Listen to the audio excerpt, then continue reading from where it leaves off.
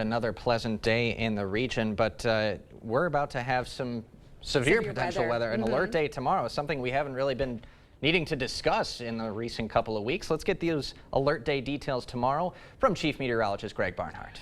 Yeah, we've had really a dry stretch of weather through September. We're actually well short of precipitation, so we could use the rainfall right now given that. But we have two rounds really, and the severe potential is in the evening hour, and right now it's about 7 to 10 p.m. That time frame could change a little bit, but definitely by 10 or after with the nighttime, the severe threat pretty much diminishes. And really it's hail, damaging winds. I think hail initially, then maybe more damaging winds. All areas, but more further west you go, better shot that you might see the severe potential. So we do have some showers of storms, not severe, pretty much around 9 a.m. to noon, maybe down to 1. I'll kind of time those out. Then we have a break, and then the severe potential is really Thursday evening, as I mentioned, with the time frame there. The good news is dry and warm conditions Friday. We'll get back up in the 80s, and dry Friday night for all the activities. So Friday night football will probably enjoy another good night of football once again, for weather-wise at least. There's a system out there, the low that begins to really wrap up. It continues to wrap up to the west. That's sending the waves. It's going to get closer tomorrow, and that's what's going to bring us the first round showers in the morning hours. But these are your temperatures.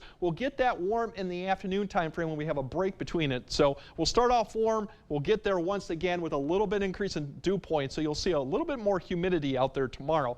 Here's this line of showers and storms overnight that'll kind of persist heading eastward. It won't impact the morning commute. It'll be really after that time frame from about 9 a.m. to about noon as it kind of slowly works. It's just a scattered nature of showers and a few storms. It'll come through around La Crosse time, probably around noon, a little bit earlier for Eau Claire. That may persist a little bit east, but it does fall apart. Here's your clearing skies. That'll allow the temperatures once again to get back up into the mid-80s. And then the front is well to the west of Minneapolis, but then you start seeing a line or a cluster of storms begin to develop. Initially, it kind of will be a cluster, so you could see some little severe cells beginning to approach maybe Eau Claire by the time we get to 7. We'll have to keep an eye also to the southwest, this area that develops here after 5.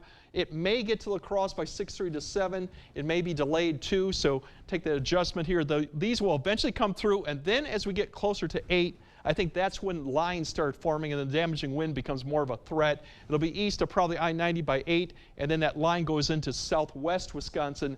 As we get closer to 9 and 10, it begins to then kind of really become fall apart, not fall apart, but the severe threat kind of diminishes. Once we get past 10, as you notice, more clear skies to the west. So it's going to be a quiet night once we get past Thursday at 10 p.m. The rest of the night, this will finally get out of our area at least by 11 p.m. Once again, as it gets further south and east, the severe threat really diminishes, and it's just a line of thunderstorms that come through. Now, the only thing going on Friday morning we have to keep an eye on is some fog potential. But for severe threat, as I mentioned, the further west you go, it's a better threat. It's just a level 1 slight risk. And once again, the main threats are the large hail and high winds. The other threats are there, but they are lower given the environment set up in the time. We mentioned the weekend. We do have a system coming up from the south. This could bring more precipitation as we go into late Sunday into Monday. The good news is the first half of the weekend doesn't look too bad. Unfortunately, it looks like Sunday going into Monday of next week, and Tuesday as the slow gets closer, it does look more wet, and that's why the precipitation chances start coming back up. They could be higher going into Monday and Tuesday. The other thing to notice is the temperatures, although we do a significant drop next week into the low 70s, that's not far from where we should be, which is about 72, 73 as we get to Monday and Tuesday, right after, obviously, we hit fall officially for the first time. So I'm getting excited now for the new season. It's going to feel like it's going to be, yes. It gets you more in the mood. So just pay attention. Thursday evening, we'll have some storms tomorrow, but definitely keep an eye towards the evening hour. All right, will do. Thank you, Greg.